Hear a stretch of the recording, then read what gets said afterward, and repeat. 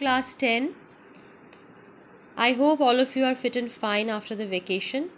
Now today I am starting with the chapter which is only left in our syllabus, that is circulatory system. As you all know, I have also given you that in the revised syllabus they have cut short the syllabus, the council. So that is why we are only left with this chapter. I have completed this chapter earlier also, but I want a recapitulation again. So I am starting with this chapter once again. If you have any problem, you can ask me in the comment box regarding this chapter also. Now, need for transport inside the body. Circulatory system is all about transportation, and transportation means it could be digested materials, it could be oxygen, carbon dioxide in the gaseous form, it could be extra water, excess salts, nitrogenous wastes which has to be removed, hormones, anything it could be. But how is it possible to circulate these materials? It is only possible when there are some medium fluid, right? Now there are two circulating fluids in our body. One is the blood and other is the lymph. Okay. Now beside transport, these fluids have some other functions also. Blood contained in the heart and in the blood vessels. Tissue fluid occupying spaces between cells in the organs. Lymph, which is contained within lymph vessels and lymphatic organs such as the spleen and the tonsils. So these are the three principal fluids which are circulating in our body. Now students, this diagram is very important. Maybe you will get this diagram in your exam and you have to mark it, and also you have to look after the arrows, the directions of arrows from where to where the various fluids are circulating, so that you can answer to the contextual questions. Right. Now, this shows a diagrammatic representation of the relationship between blood, tissue fluid and lymph.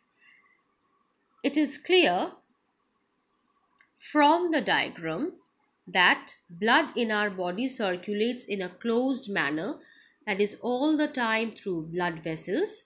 Such a type of blood circulation is called a closed blood circulatory system. And I hope you all know that we have a lot of blood vessels in our body, like arteries, veins and capillaries. So definitely we are completing, or rather we are following the closed blood circulatory system. As against this, in certain animals such as insects, the blood mostly flows through open spaces in the body called an open blood circulatory system. Their blood flows from the heart to body spaces without vessels. These are generally found in the lower organisms, right? Now, properties of blood. Never stationary. Blood is always in motion from the heart to the arteries and back through the veins. Color. The blood is a somewhat thick fluid, bright red when taken from an artery or dark red when taken from a vein. Volume. An average adult human has 5 to 6 liters of blood by volume in his body. Taste. Saltish. Perhaps we have all tasted our blood, as in the case when there is a cut in the tongue or bleeding from the gums. It tastes saltish. The blood is slightly alkaline with a pH of 7.3 to 7.45. Now, what are the functions of blood? Mainly transport, another is protection. Now, transport by blood. First of all, as I have said you just now, that it could be transport of any material. Transport of digested food from the alimentary canal to the tissues. These substances are simple sugars like glucose, amino acids, vitamins, mineral salts, etc. Transport of oxygen from the lungs to the tissues. It occurs by means of red blood cells in combination with hemoglobin in the form of an unstable compound oxyhemoglobin, which on reaching the tissues breaks up to deliver oxygen. See the equation also, hemoglobin plus O2 giving oxyhemoglobin. Transport of carbon dioxide, similarly again it is combining with hemoglobin to form carbaminohemoglobin. Transport of excretory materials, distribution of hormones, and also distribution of heat uniformly throughout our body. Protection by blood. Blood forms a clot wherever there is a cut in the blood vessel. The clot serves to prevent further loss of blood and the entry of disease-causing germs. So, definitely, how blood is protecting us, the first and the foremost point is that it is forming a clot, because whenever we are being injured or we are going through a cut, then that cut may bleed us to death. So that is not happening because of the blood clot, because it prevents the loss of blood and also the entry of any kind of disease causing germs. Secondly, white blood corpuscles protect the body from diseases by engulfing bacteria which may have entered the body. It produces antitoxins, antibodies which neutralize the poisonous substances or kill the germs which enter the body. So these are the 3 points how blood is protecting us.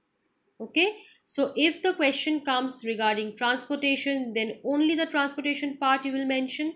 If it comes how it protects, then only the protection part you have to mention.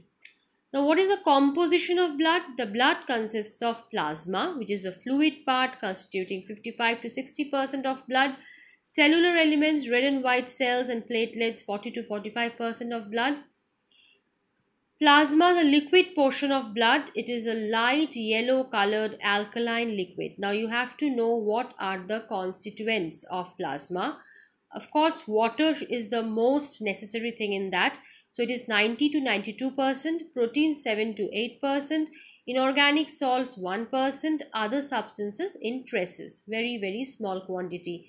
The inorganic salts mainly include sodium chloride, sodium bicarbonate. Among other substances contained in the plasma are glucose, amino acids, fibrinogen, hormones, urea, etc.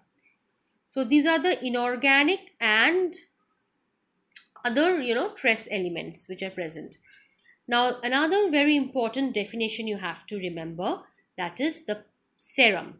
The plasma from which the protein fibrinogen has been removed is called serum. This is the definition of serum, students. So you have to learn it. Now, what are the cellular elements? I hope you all know about it. You have learned it a number of times from your childhood. That is red blood cells, erythrocytes, white blood cells, leukocytes, and blood platelets, thrombocytes. Now, red blood cells, the oxygen carriers. The red blood cells are also called erythrocytes. These are minute, biconcave, disc-like structures, flat in the center and thick and rounded at the periphery. These are the diagrams. Please go through the diagrams of RBC, WBC and platelets. It may come. Okay. These are very small, about 7 micron in diameter. The small size plus the concavities on either side provide a large surface area which makes them very efficient in absorbing oxygen. This is also a question in your give reasons, that why RBCs have got the concavity and what is the advantage of this concavity. Then you have to answer this. The small size enables the red blood cells to travel through very fine capillaries in the body where they have to travel in a single file. So definitely RBC, is a very important structure in our blood which helps to impart the red color to our blood, and also it has got a very high affinity towards hemoglobin. So it is a very good absorber and as well as carrier of oxygen. So this RBC is a very important element of our blood. Okay.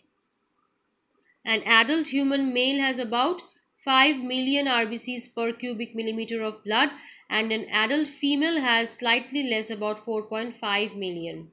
Hemoglobin is the effective chemical constituent of RBCs. The red blood cells have a colorless spongy body or stroma which contains a respiratory pigment hemoglobin. The hemoglobin is formed of an iron-containing part hemin and a protein globin. It has the ability to combine readily with oxygen to form oxyhemoglobin, an unstable compound which readily gives up oxygen to the needy tissues. Hemoglobin can carry a very small quantity of carbon dioxide in the form of carbaminohemoglobin.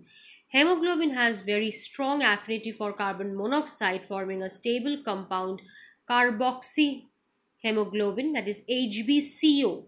This cuts down the capacity of blood of transporting oxygen, sometimes resulting in death. This is known as carbon monoxide poisoning. For example, sleeping near burning furnaces in small rooms without ventilation can result in carbon monoxide poisoning and may even cause death. So definitely this is a very important part of the chapter which you have to learn, because why, what is the characteristics of hemoglobin, and why uh, the HbCO is causing harm to us, and how is it causing harm to us, that is also a very important point. Okay. Okay, students, so today up to this, please go through up to this part of the chapter very well if you have not gone through yet.